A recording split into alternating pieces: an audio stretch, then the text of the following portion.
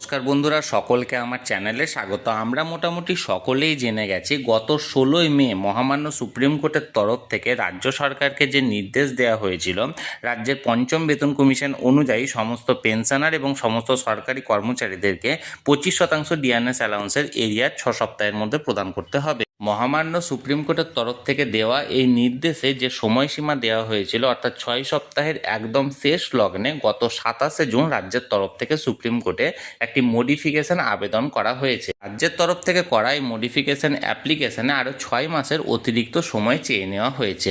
এখন এই মুহূর্তে সুপ্রিম কোর্ট থেকে এই 25% ডিএনএস অ্যালাউন্সের এরিয়া সংক্রান্ত একটি অত্যন্ত গুরুত্বপূর্ণ খবর সামনে এসেছে। কি সেই খবরে কি বলা হয়েছে, সকল কিছু আজকের ভিডিওতে বিস্তারিতভাবে আলোচনা করব।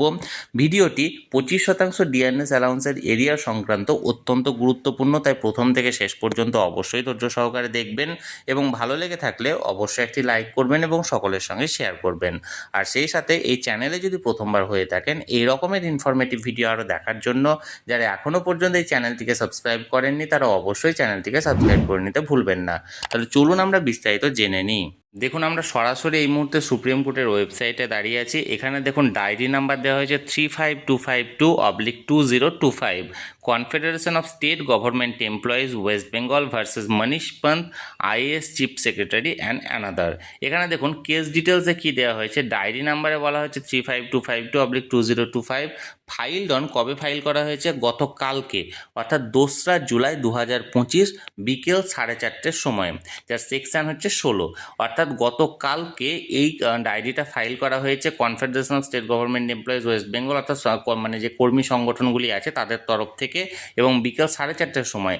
বিষয়টা দেখুন, কেস নাম্বার হচ্ছে কন্টেম্পট পিটিশন নাম্বার, অর্থাৎ এইটা যে রাজ্যকে যে 6 সপ্তাহের সময় দেওয়া হয়েছিল 25% ডিএনএস অ্যালাউন্সের পেমেন্ট সংক্রান্ত, কিন্তু নির্দিষ্ট সময়ের মধ্যে রাজ্যের তরফ থেকে এই 25% ডিএনএস অ্যালাউন্সের এরিয়াটি পেমেন্ট করা হয়নি, এবং তাই আদালত অবমাননা অর্থাৎ কন্টেম্পটের একটা মামলা করা হয়েছে।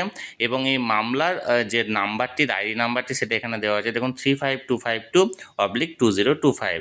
এখন দেখার বিষয়, এখন এই মুহূর্তে সুপ্রিম কোর্টে গ্রীষ্মাবকাশ চলছে। গ্রীষ্মাবকাশ খোলার পর কোন মামলায় কী রায় দেয় সুপ্রিম কোর্টের তরফ থেকে, সেটা এখন দেখার বিষয়। আমি সবসময় চোখ রেখেছি, যে কোনো আপডেট আসা মাত্রই তৎক্ষণাৎ সেটা আপনাদেরকে ভিডিওর মাধ্যমে জানিয়ে দেওয়া হবে। তাই যারা এখনও পর্যন্ত চ্যানেলটির সঙ্গে যুক্ত নেই, অবশ্যই চ্যানেলটিকে সাবস্ক্রাইব করে চ্যানেলটির সঙ্গে যুক্ত হয়ে যান। আর এই ভিডিওটি ভালো লেগে থাকলে অবশ্যই একটি লাইক করুন এবং সকলের সঙ্গে শেয়ার করুন।